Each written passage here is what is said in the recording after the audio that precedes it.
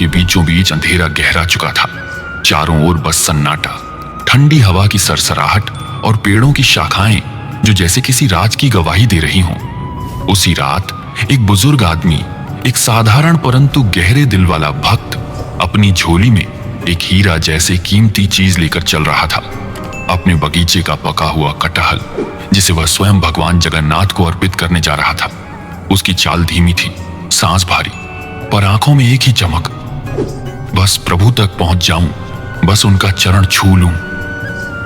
रात के बीच भूख ने उसे तोड़ दिया। पेट में जैसे कोई आग जल उठी हो। चारों ओर अंधेरा, कोई दुकान नहीं, कोई आश्रय नहीं। तभी दूर कहीं गांव की हल्की टिमटिमाती रोशनी दिखी। बुजुर्ग ने उम्मीद की सांस ली, शायद यहां एक रोटी मिल जाए। गांव में दाखिल होते ही उसे सबसे पहले एक भव्य सा घर दिखा, चांदी का व्यापारी, चांदीलाल जौहरी का। बुजुर्ग ने धीरे से दरवाजा खटखटाया। बाबू, बहुत दूर से आया हूं, थोड़ा भोजन मिल जाए तो रात कट जाए। जौहरी की आंखें शुरू से ही लालच से चमक रही थीं। पैसा दो तभी खाना मिलेगा। बुजुर्ग ने सिर झुका लिया। मेरे पास पैसा नहीं, मैं तो भगवान के दर्शन के लिए जा रहा हूं। जौहरी गुर्राया। तभी तो, तेरे पास क्या है? बुजुर्ग ने झोली खोली। ये कटहल भगवान को चढ़ाने ले जा रहा हूं। जौहरी के चेहरे पर लालच उमड़ पड़ा। तो ये दे दे, खाना मिलेगा।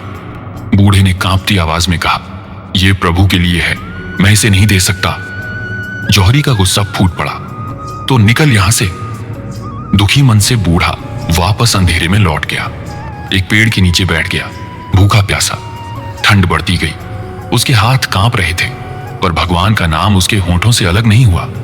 इधर स्वर्ग में भगवान जगन्नाथ लक्ष्मी जी के साथ बैठे अपनी दिव्य आंखों से यह सब देख रहे थे। जगन्नाथ मुस्कुराए। लक्ष्मी, देखो, मेरे सबसे भोले भक्त की परीक्षा कोई और ले रहा है। अब मेरा भी वक्त आ गया है उतरने का। अचानक रात में अफरा तफरी मच गई। गांव के कुछ युवक तेज तेज भाग रहे थे।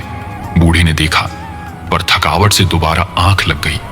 सुबह होते ही गांव में शोर मच चुका था। मंदिर का सोने का मुकुट चोरी हो गया, कई घरों से अनाज और सोना गायब। लोग हंगामा करने लगे। तभी जौहरी सबके बीच चिल्लाता आया, मैंने देखा था, रात को वो बुजुर्ग मेरे घर के पास घूम रहा था, वही चोर है। भीड़ एकदम भड़क उठी। हाँ हाँ, ये तो बाहरी है, पकड़ो इसे। बेचारे बूढ़े को घसीटते हुए लोग पेड़ के पास ले गए। उसकी झोली छीन ली गई और कीमती कटहल भीड़ ने रौंद कर नष्ट कर दिया। बूढ़ा रोता रहा, ये मेरा भगवान के लिए था, मैं चोर नहीं हूं, मैं भक्त हूं। पर किसी ने उसकी नहीं सुनी। रात गहरी थी, ठंडी हवा में पेड़ों की परछाइयां कांप रही थीं, और उसी सन्नाटे के बीच एक दर्दनाक दृश्य घटा। गांव वालों ने उस बुजुर्ग भक्त को चोर समझकर पेड़ से बांध दिया था।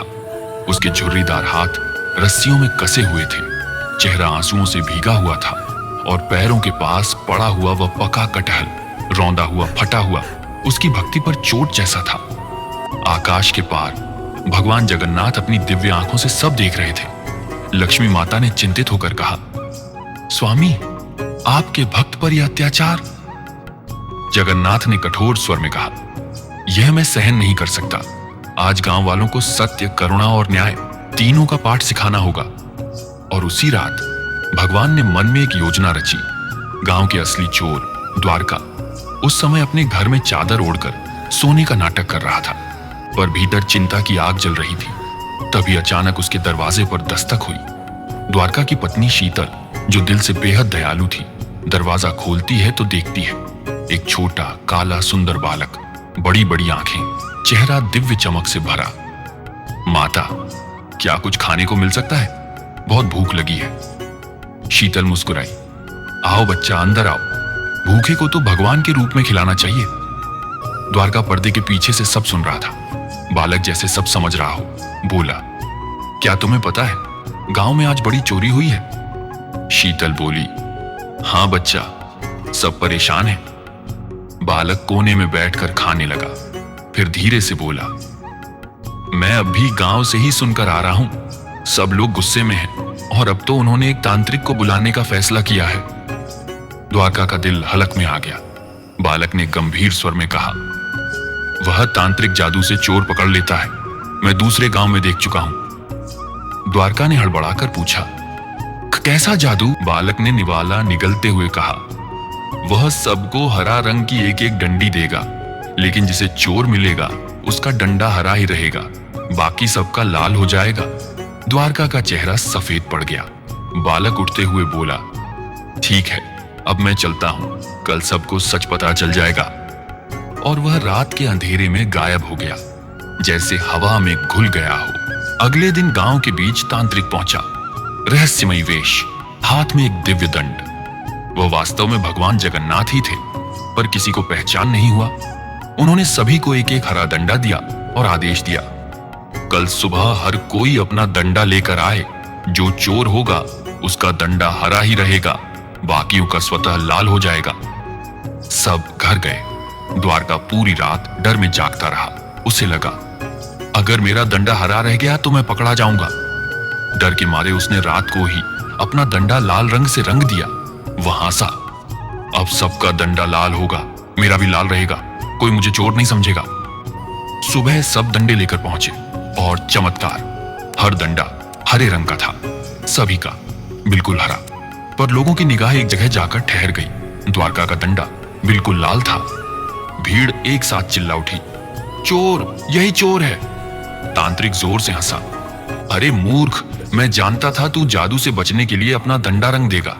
मैंने पहले ही यह चाल बिछा दी थी। असली चोर द्वारका तू ही है। द्वारका वहीं घुटनों पर गिर पड़ा, मैंने चोरी की, मुझे माफ कर दो। भीड़ ने उसे पकड़कर खूब पीटा और चौपाल में बांध दिया। इसके बाद गांव वालों ने उस बुढ़ा भक्त को अपने घर ले जाकर कई दिनों तक उसकी सेवा की। फिर सब मिलकर उसे पूरी मंदिर के दर्शन करवाने ले गए। उसे फूल, चादर और प्रसाद अर्पित किया गया। बुढ़ा रोता रहा, प्रभु तुम स्वयं आए।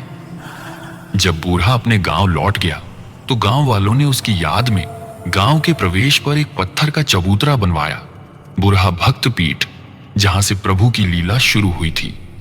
और आज भी उस रास्ते से गुजरने वाला आदर से सिर झुकाकर कहता है, जय जगन्नाथ, जो अपने भक्तों पर संकट आने ही नहीं देते।